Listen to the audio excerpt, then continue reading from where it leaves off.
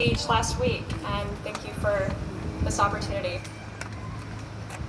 How ironic is it that I have been holding my breath when George Floyd desperately cried out for his?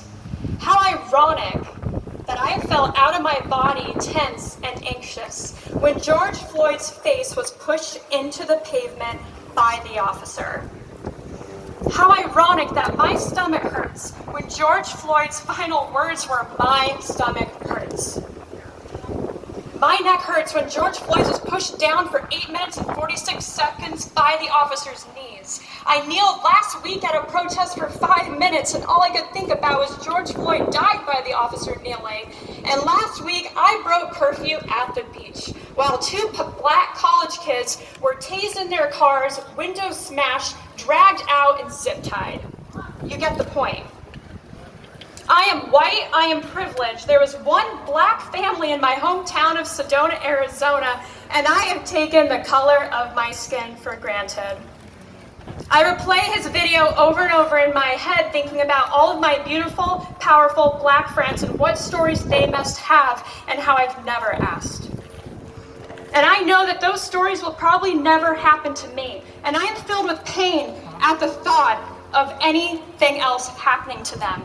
Moving my body has been the hardest it's been in a long time. I feel heavy, and I remind myself over and over again, it's not about me. This is not about my ignorance or any guilt I could hold about my privileged upbringing or the color of my skin.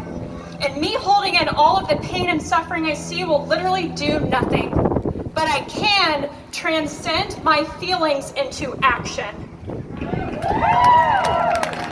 Many of you may be holding back due to not wanting to say the wrong thing or offend.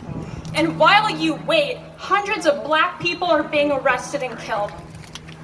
I have awareness now, and it took me 28 years. It took me crying in my bed watching George Floyd's video from beginning to end.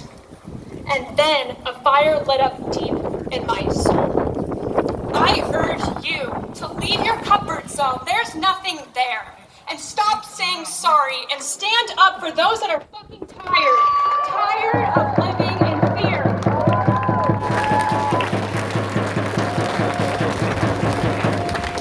And yes, I am very late to the party, and it doesn't matter. What matters now is that I am here, and I'm not leaving. I'm just getting started.